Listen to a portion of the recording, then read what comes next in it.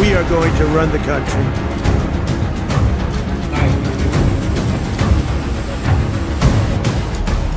तेल और तख्ता पलट, क्या ये वीडियो बनेगा तीसरे विश्व युद्ध की सबसे बड़ी वजह? क्या मादुरो की ये हालत देखकर अमेरिका पर टूट पड़ेंगे पुतिन, जिनपिंग और उनके बाकी जिगरी दोस्त?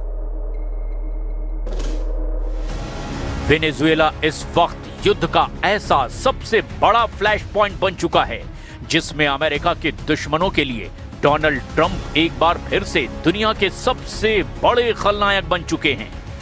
निकोलस मादुरो और उनकी पत्नी को वेनेजुएला से उठाए जाने के बाद दुनिया में अमेरिका बनाम रूस, चीन, उत्तर कोरिया और ईरान की चौकड़ी खड़ी हो गई है। अमेरिका के सामने ये चार देश चट्टान बनकर एक ऐसी वार्निंग दे रहे हैं जिसका मैसेज बिल्कुल साफ है, तेल और तख्ता पलट का खेल बर्दाश्त नहीं करेगी दुनिया। और इसी धमकी से बढ़ रहा है वर्ल्ड वॉर का खतरा। डोनाल्ड ट्रंप अपने ऑपरेशन मादुरो से कैसे घिर चुके हैं, इसकी पूरी डिटेल इस रिपोर्ट में है। लेकिन उससे पहले आपको दिखाते हैं कि वेनेजुएला के राष्ट्रपति को उठाने के साथ उनकी पत्नी को भी अमेरिका क्यों ले गए डोनाल्ड ट्रंप? आखिर कौन है निकोलस मादुरो की पत्नी सीलिया फ्लोरेस? सीलिया फ्लोरेस क्यों बन गई वेनेजुएला में डोनाल्ड ट्रंप की दुश्मन नंबर 2? सीलिया फ्लोरेस पर अमेरिका में क्यों चलाया जाएगा मुकदमा? क्या वेनेजुएला के ड्रग कार्टेल की बड़ी बॉस हैं सीलिया फ्लोरेस? क्या मादुरो की सत्ता की असली मास्टरमाइंड सीलिया रही हैं? निकोलस की पत्नी इस वक्त न्यूयॉर्क की जेल में हैं। उन पर वहां की सदर्न डिस्ट्रिक्ट कोर्ट में मुकदमा चलेगा। लेकिन दूसरा सच ये है कि डोनाल्ड ट्रंप की सेना ने एक संप्रभु देश की लीडरशिप को अपने कब्जे में लिया है। इसी ने अमेरिका के सामने उसके सबसे बड़े दुश्मनों को एकजुट कर दिया है। अमेरिका की नजर वेनेजुएला के तेल पर है और चट्टान की तरह अमेरिका के सामने खड़े चार देश अब ट्रंप को अल्टीमेटम दे रहे हैं। खतरा विश्व युद्ध का मंडराने लगा है और वेनेजुएला अब इसकी सबसे ताजा वजह बन चुका है।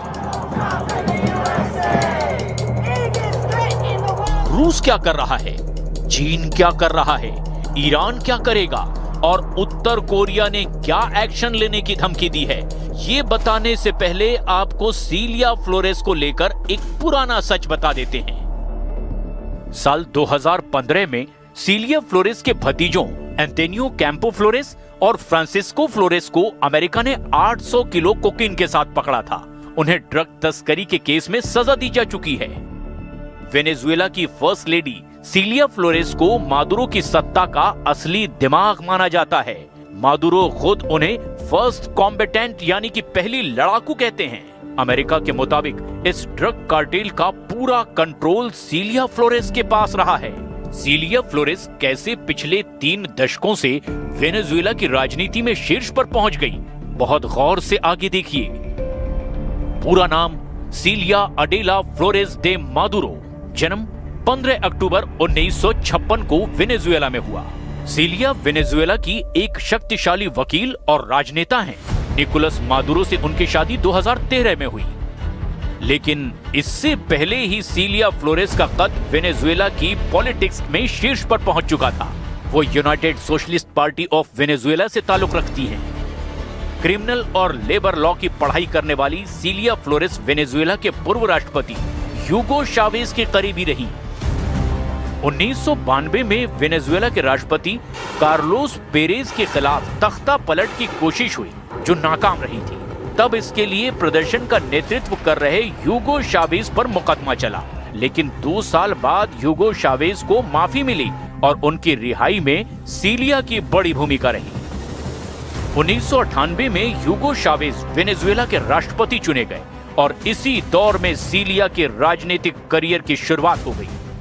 साल 2000 में सीलिया फ्लोरेस वेनेजुएला की नेशनल असेंबली की सदस्य चुनी गई। 2006 से 2011 तक वेनेजुएला के स्पीकर रहीं। उससे पहले मादुरो स्पीकर थे और जब वो वेनेजुएला के विदेश मंत्री बने तब ये पद सीलिया को दे दिया गया। इसके बाद सीलिया 2012 से 2013 तक वेनेजुएला की अटॉर्नी जनरल भी रही।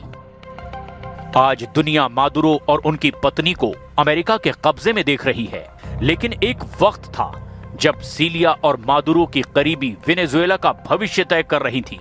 इसकी बुनियाद इसी दौरान पड़ी जब ह्यूगो चावेज के निधन के बाद मादुरो मार्च 2013 में वेनेजुएला के राष्ट्रपति बने और जुलाई 2013 में उन्होंने सीलिया फ्लोरेस से शादी कर ली। सांसद, स्पीकर और अटॉर्नी जनरल जैसे पदों पर रहने के बाद सीलिया वेनेजुएला की फर्स्ट लेडी बन गई। लेकिन इन 12 सालों के अंदर अमेरिका की क्राइम लिस्ट में उनका रिकॉर्ड तैयार किया जाने लगा और अब ड्रग तस्करी की मास्टरमाइंड सीलिया को बताया जा रहा है। लेकिन ये तो अमेरिका का इल्जाम है। उसने इसी की बुनियाद पर एक देश के राष्ट्रपति और उनकी पत्नी को अपने कब्जे में ले लिया। पूरी दुनिया में इसे एक संप्रभु देश के राष्ट्रपति का अपहरण कहा जा रहा है। अब सवाल ये है कि क्या अब वेनेजुएला में लगी आग दुनिया को नए खतरे की तरफ धकेल रही है? डोनाल्ड ट्रंप ने बता दिया कि जिसके पास ताकत है दुनिया में उसी की चलेगी, यानी आम भाषा में कहें तो जिसकी लाठी उसकी भैंस। लेकिन ट्रंप की लाठी के खिलाफ अब चीन, रूस, उत्तर कोरिया और ईरान मिसाइल वाली धमकी दे रहे हैं, यानी वर्ल्ड वॉर वाले मूड में आ चुके हैं। तेल और तख्ता पलट वाली साजिश के खिलाफ वर्ल्ड वॉर की चेतावनी दी जा रही है। उत्तर कोरिया ने 24 घंटे के अंदर 2 बड़े कदम उठाए हैं। उत्तर कोरिया के supreme leader Kim Jong Un ने अमेरिका को खुल्लम खुल्ला चेतावनी दी है और मिसाइल भी फायर करके दिखा दी है। उन्होंने कहा कि अमेरिका का ये एक्शन दुनिया को विश्व युद्ध की तरफ ले जा सकता है। किम ने कहा कि मादुरो को फौरन रिहा किया जाए। उत्तर कोरिया ने जापान के पास 2 बैलिस्टिक मिसाइल टेस्ट की है और ये दोनों मिसाइल जापान सागर में गिरी है। जापान उत्तर कोरिया के इस एक्शन से घबरा गया है। चीन ने भी अमेरिका से कहा है कि निकोलस मादुरो और उनकी पत्नी सीलिया फ्लोरेस को फौरन छोड़ दिया जाए। चीन क्यों आक्रामक है, इसकी रिपोर्ट अमेरिका के पास भी है। उसे चीन से बड़ा इशारा मिल चुका है, या यूं कहें कि चीन अब सीधे ट्रंप को टक्कर देने के मूड में है।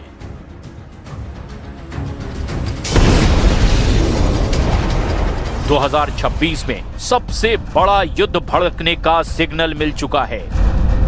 रूस, यूक्रेन, ईरान और इजराइल कितनी मिसाइल लॉन्च करेंगे ये भूल जाइए, क्योंकि चीन को लेकर पेंटागन का बहुत बड़ा अलर्ट आ गया है। क्या 2026 में वेनेजुएला को लेकर के होने वाला है अमेरिका और चीन का सबसे बड़ा युद्ध? क्या डोनाल्ड ट्रंप और शी जिनपिंग के बीच ट्रेड वॉर मिसाइल वॉर में तब्दील हो चुकी है? ये सवाल इसीलिए भी क्योंकि अमेरिका के युद्ध कंट्रोल करने वाले सबसे बड़े महकमे यानी पेंटागन ने दावा किया है कि चीन के 100 से ज्यादा इंटरकॉन्टिनेंटल बैलिस्टिक मिसाइल तैनात हो चुकी हैं और ये सभी मिसाइल लॉन्च होने के लिए भी तैयार हैं। ये मिसाइल लॉन्च होगी तो सीधे अमेरिका पर गिरेगी। इस खतरे का सायरन बजने लगा है। TF-21 की रेंज 2000 किलोमीटर। ये चीन की कैरियर किलर मिसाइल है। चीन की intercontinental ballistic missile TF-31 range 11000 kilometre. चीन की TF-41 इसकी रेंज 15000 किलोमीटर। चीन की बहुत बड़ी परमाणु मिसाइल TF-5 रेंज 13000 किलोमीटर। चीन की पनडुब्बी से दागी जाने वाली मिसाइल रेंज 8000 किलोमीटर से भी ज्यादा। इन मिसाइलों को लेकर अमेरिका की तरफ से क्या अलर्ट आया है, इसे भी बहुत गौर से समझिएगा। पेंटागन की एक रिपोर्ट में बताया गया कि चीन ने मंगोलिया बॉर्डर के पास 100 से ज्यादा ICBM यानी इंटरकॉन्टिनेंटल बैलिस्टिक मिसाइल साइलो तैनात कर दी है, जो किसी भी वक्त लॉन्च की जा सकती है। मिसाइल साइलो जमीन के नीचे बनाए गए बेहद मजबूत और सुरक्षित बंकर नुमा ट्यूब होती है। इसमें लंबी दूरी की बैलिस्टिक और परमाणु मिसाइलें ऐसे रखी जाती है कि किसी भी वक्त लॉन्च की जा सके। मोटी कंक्रीट और स्टील से बने साइलो को इतना सुरक्षित माना जाता है जिससे दुश्मन के परमाणु हमले के वक्त भी वो महफूज रहे। तभी काउंटर स्ट्राइक या सेकंड स्ट्राइक वाली ताकत बची रह सकती है। इस रिपोर्ट ने व्हाइट हाउस के कान खड़े कर दिए। रिपोर्ट के मुताबिक ये मिसाइलें सॉलिड फ्यूल यानी कि ठोस ईंधन से चलने वाली DF-31 है, जिसकी रेंज 11,000 किलोमीटर तक है।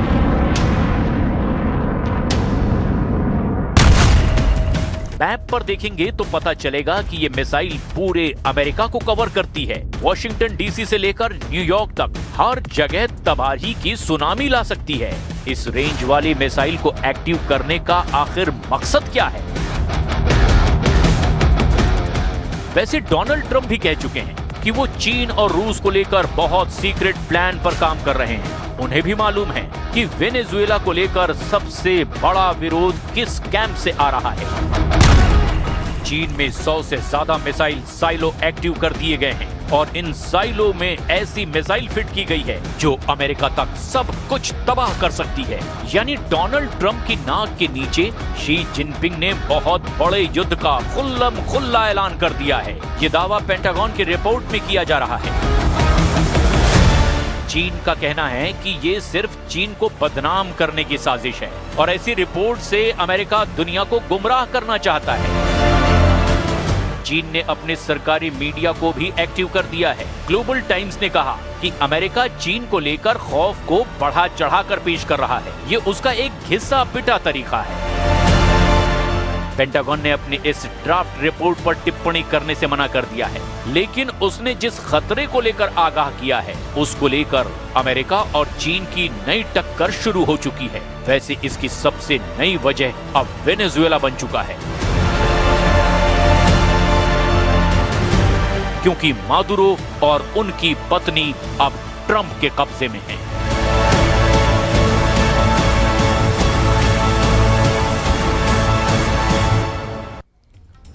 वेनेजुएला में भले ही डोनाल्ड ट्रंप ने महज 30 मिनट के भीतर ही तख्ता पलट कर दिया हो, लेकिन क्या अमेरिका इसी तरह से ईरान में भी 36 साल के खामनेई शासन का तख्ता पलट कर सकते हैं? और ये कयास इसीलिए लगाए जा सकते हैं क्योंकि ईरान में जिस तरह से हिंसक प्रदर्शन हो रहे हैं उसकी आड़ में ट्रंप ने ऐलान कर दिया है कि अब वक्त आ गया है कि ईरान के क्रूर शासकों का अंत कर दिया जाए।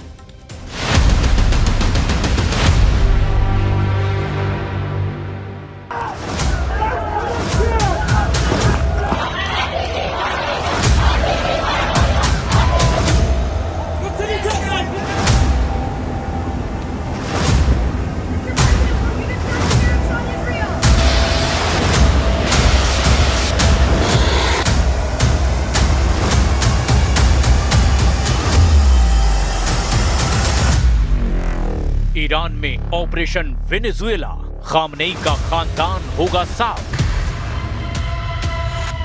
ईरान में 28 दिसंबर से लगातार हिंसक प्रदर्शन हो रहे हैं। 31 में से 25 प्रांतों में ईरानी सरकार और खामनेई शासन के खिलाफ भयंकर प्रदर्शन हो रहे हैं। ईरान के हिंसक प्रदर्शनों के बीच जिस तरह से ट्रंप ने ईरान पर बड़ी कार्रवाई की धमकी दी है, उससे ईरान के साथ साथ दुनिया भर के मुल्क हैरान हैं। खबर है कि जिस तरह से अमेरिका ने वेनेजुएला में 30 मिनट के भीतर ही राष्ट्रपति निकोलस मादुरो का तख्ता पलट कर दिया, उसी तरह से अमेरिकी चाहते हैं कि अब ईरान में खामनेई शासन का भी तख्ता पलट हो। ट्रंप और प्रधानमंत्री नेतन्याहू चाहते हैं कि 36 साल से जिस तरह से अमेरिका और इजराइल के कट्टर दुश्मन खामनेई ईरान में डटे हुए हैं, उन्हें अगर हटा दिया जाए तो अमेरिका आसानी से ईरान को घुटनों पर ले आएगा। वेनेजुएला में अमेरिकी डेल्टा फोर्स के सफल ऑपरेशन के बाद से अब ईरान पर 3 गुना खतरा पैदा हो गया है। हम अब आपको दिखाने जा रहे हैं कि कैसे अमेरिका और इजराइल मिलकर के वेनेजुएला की तट पर ही ईरान में भी खामनेई शासन का तख्ता पलट करना चाहते हैं, जिसके दम पर मिडिल ईस्ट में अमेरिका और इजराइल का जबरदस्त दबदबा हो जाए। ट्रंप के टारगेट पर खामनेई के 4 वफादार। लगता है अमेरिका को ईरान में वो मौका मिल गया है जिसके दम पर अमेरिका ईरान को तबाह कर सकता है, या यूं कहें कि खामनेई शासन का खात्मा कर सकता है। ईरान अच्छी तरह से जानता है कि 86 साल के हो चुके ईरान के सुप्रीम लीडर अली खामनेई इस वक्त सबसे कमजोर स्थिति में। 28 दिसंबर से ईरान में बेतहाशा महंगाई, खस्ताहाल आर्थिक हालत और ईरान की मुद्रा रियाल की कीमत में ऐतिहासिक गिरावट ने अब ईरान को हिंसक प्रदर्शनों की भट्टी में झोंक दिया है। इस वक्त ईरानी सरकार और शासन बेहद कमजोर स्थिति में पहुंच चुका है। ताजा अपडेट्स के मुताबिक ईरान में चल रहे हिंसक प्रदर्शनों में 1 दर्जन से ज्यादा लोग मारे जा चुके हैं। ईरान में 4 मौतें ट्रंप की उस धमकी के बाद हुई हैं जिसमें ट्रंप ने कहा था कि अगर ईरान में कोई प्रदर्शनकारी मारा गया तो अमेरिका चुप नहीं बैठेगा। ट्रंप ने कहा था कि अमेरिका ने ईरान पर हमले की तैयारी पूरी कर ली है।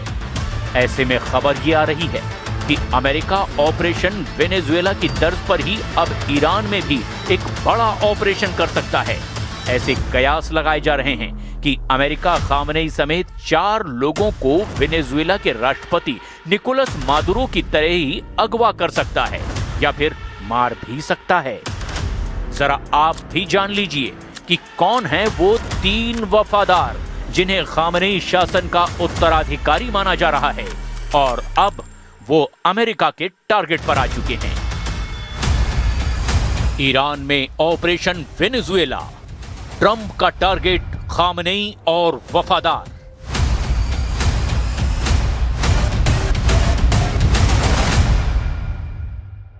क्या ईरान में वेनेजुएला जैसा ऑपरेशन हो सकता है?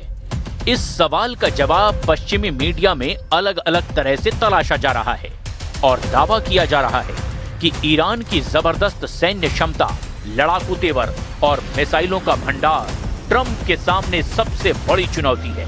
लेकिन इसके बावजूद ट्रंप और उनके सलाहकारों को लगता है कि ईरान में चल रहे मौजूदा हालात और ईरानी सरकार और शासन के खिलाफ हिंसक प्रदर्शन अमेरिका के ऑपरेशन वेनेजुएला को ईरान में आसान बना सकते हैं।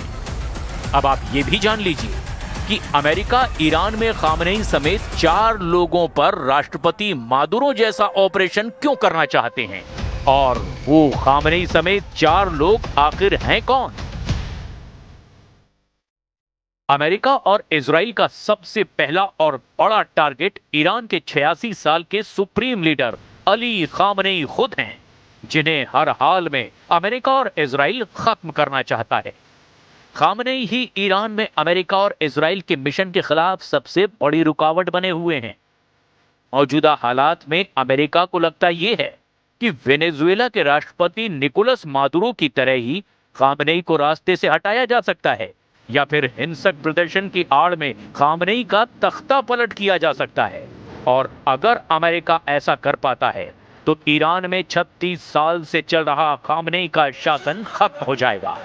ईरान में अमेरिका और इजराइल का दूसरा और बड़ा टारगेट खामनेई के दूसरे बेटे और सबसे प्रबल उत्तराधिकारी मुस्तफा खामनेई है, जो अली खामनेई की जगह ले सकते हैं। हालांकि उनके पास कोई आधिकारिक सरकारी पद नहीं है, लेकिन वे पर्दे के पीछे से ईरान के सुरक्षा तंत्र यानी IRGC और ईरान के खुफिया विभागों पर मजबूत पकड़ रखते हैं। अगर मुस्तफा खामनेई को ईरान का सुप्रीम लीडर चुना गया तो फिर देश में प्रदर्शन और तेज हो सकते हैं। अमेरिका खामनेई के बेटे मुस्तफा खामनेई को भी रास्ते से हटाना चाहता है।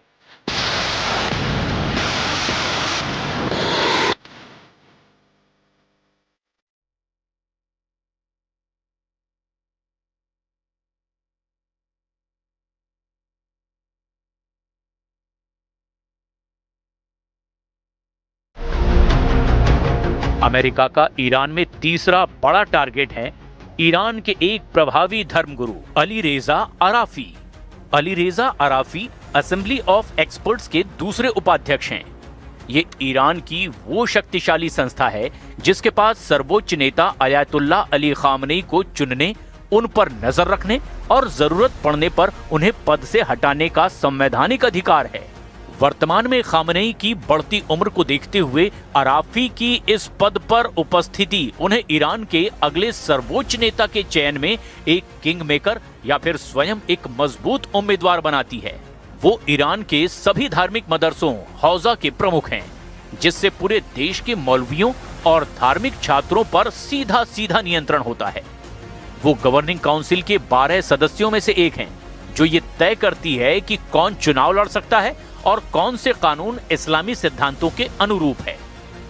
और ईरान का चौथा और बड़ा टारगेट अमेरिका के लिए ईरान में हाशिम हुसैनी बुशहरी हैं, जो कि अमेरिका और इजराइल की आंखों में कांटे की तरह चुभ रहे हैं। Hashem Hosseini Bushehri assembly of experts के पहले उपाध्यक्ष हैं। इनका नाम हाल ही में टॉप 3 की गुप्त सूची में शामिल होने की भी खबरें सामने आई। वे धार्मिक हलकों में काफी सम्मानित हैं और वर्तमान व्यवस्था में कट्टर समर्थक हैं। हाशिम हुसैनी बुशहरी को खामनेई के बहुत भरोसेमंद माना जाता है और ईरान के मदरसों के प्रमुख भी रहे हैं। उन्हें एक ऐसे उम्मीदवार के रूप में देखा जाता है जो शासन की धार्मिक और राजनीतिक व्यवस्था के बीच संतुलन बना सकते हैं। अगर अमेरिका और इजराइल मिलकर ईरान के मौजूदा हालात का फायदा उठाते हुए खामनेई समेत इन 4 लोगों को रास्ते से हटा दें, तो ईरान पर अमेरिका और इजराइल की मजबूत पकड़ हो सकती है। लेकिन दिक्कत यह है कि ईरान में खामनेई शासन की जड़ें इतनी मजबूत हो चुकी हैं जिन्हें मौजूदा हिंसक आंदोलन से नहीं उखाड़ा जा सकता। 36 साल से खामनेई का शासन अमेरिका और इजराइल पर बहुत भारी पड़ रहा है। अयातुल्ला अली खामनेई ने हिंसक प्रदर्शनों पर कड़ा रुख अपनाते हुए कहा कि दंगाइयों को उनकी सही जगह दिखाई जाएगी। हालांकि उन्होंने स्वीकार किया कि महंगाई को लेकर जनता की मांगें जायज है, लेकिन उन्होंने इसे बाहरी ताकतों की साजिश बताया है। حرف میزنیم باید حرف بزنن مسئولین با معترض، اما با اغتشاشگر حرف زدن فایده ای نداره. ما در مقابل دشمن کوتاه نمیاییم. ما با اتکاء به خدای متعال، با اتکال به خدای متعال و با اطمینان به همراهی مردم انشاءالله به توفیق الهی دشمن رو به زانو در خواهیم آورد. इस्लामिक रिवोल्यूशनरी गार्ड ने पश्चिमी ईरान में प्रदर्शनकारियों पर गोली चलाई, जिसमें कम से कम 4 लोग मारे गए। 28 दिसंबर 2025 से अब तक हिंसक प्रदर्शनों में ईरान में 15 से ज्यादा लोग मारे जा चुके हैं। कुछ अपुष्ट खबरों में दावा किया गया कि 30 से ज्यादा लोग मारे जा चुके हैं। पिछले 4 दिनों में ही 600 से ज्यादा लोगों को गिरफ्तार किया गया है, जिससे अब ईरान की जेलों में जगह कम पड़ने लगी है। ईरान में सरकार के खिलाफ विद्रोह ईरान के 31 में से 25 प्रांतों के लगभग 170 जगहों पर फैल चुका है और ये 2022 के महसा अमीनी आंदोलन के बाद का सबसे बड़ा विद्रोह माना जा रहा है। इससे पहले अमेरिकी राष्ट्रपति डोनाल्ड ट्रंप ने चेतावनी दी थी कि अगर ईरान ने प्रदर्शनकारियों के खिलाफ बल प्रयोग किया तो अमेरिका चुप नहीं बैठेगा और हस्तक्षेप जरूर करेगा। ट्रंप की धमकी के जवाब में ईरानी अधिकारियों ने अपनी नाराजगी जाहिर की थी। ईरानी विदेश मंत्री अब्बास अरागची ने तो यहाँ तक कहा कि ईरान की संप्रभुता पर खतरा आया तो हमारी सेनाएं तैयार है और उन्हें पता है कि कहां निशाना लगाना है।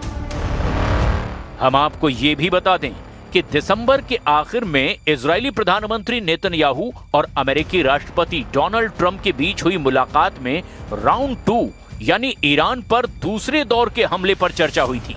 इजराइल का मानना है कि जून 2025 के युद्ध में जो काम अधूरा रह गया था उसे अब पूरा करने का समय है। इजराइल ने स्पष्ट कर दिया कि यदि ईरान ने अपने परमाणु कार्यक्रम को फिर से शुरू किया या फिर मिसाइल क्षमता को 2025 के स्तर से ऊपर ले जाने की कोशिश की तो इजराइल तुरंत सैन्य कार्रवाई करेगा। इसी को लेकर इजरायली रक्षा बल यानी आईडीएफ ने सरप्राइज वॉर की तैयारी तेज कर दी है। खुफिया रिपोर्ट बताती है कि ईरान अपने आंतरिक प्रदर्शनों से ध्यान भटकाने के लिए इजराइल पर अचानक हमला कर सकता है। इसीलिए इजराइल पहले हमला करने की योजना बना रहा है। ताजा खुफिया जानकारियों के मुताबिक ईरान ने इजराइल की ओर मार करने के लिए अपनी लगभग 3000 बैलिस्टिक मिसाइलें तैनात कर रखी है। हाल ही में ईरान के द्वारा किए गए मिसाइल परीक्षणों को इजराइल एक हमले के कवर के रूप में देख रहा है। ईरान ने चेतावनी दी है कि यदि उसके परमाणु ठिकानों पर फिर से हमला हुआ तो वो इजराइल के प्रमुख शहरों तेल अवीव और हाइफा को निशाना बनाएगा। ईरान के पास मौजूद फत्ताह जैसी हाइपरसोनिक मिसाइलें इजराइल के लिए सबसे बड़ी चिंता है, क्योंकि इन्हें रोकना आयरन डोम या एरो सिस्टम के लिए भी बेहद गंभीर चुनौती हो चुकी है। इधर ट्रंप ने ईरान के खिलाफ लॉक्ड एंड लोडेड वाली धमकी दी है। राष्ट्रपति ट्रंप ने संकेत दिए हैं कि वो ईरान के मिसाइल और परमाणु ठिकानों पर इजराइल के द्वारा किए जाने वाले किसी भी हमले का पूरी तरह से समर्थन करेंगे। मध्य पूर्व में अमेरिका ने अपने घातक V2 स्टिल्थ बॉम्बर्स की गतिविधि बढ़ा दी है, जो सीधे तौर पर ईरान के भूमिगत परमाणु ठिकानों जैसे फोर्डो को तबाह करने के लिए भी जाने जाते हैं। विशेषज्ञ मानते हैं कि ईरान की सरकार इस समय फंसी हुई है। एक तरफ देश के भीतर भीषण हिंसक प्रदर्शन हो रहे हैं और दूसरी तरफ बाहर इजराइल अमेरिका का दबाव है। ऐसी स्थिति में ध्यान भटकाने के लिए ईरान इजराइल के साथ सीमित मिसाइल युद्ध शुरू कर सकता है। अब देखना यह होगा कि क्या अमेरिका ईरान के खिलाफ वेनेजुएला जैसा ऑपरेशन करने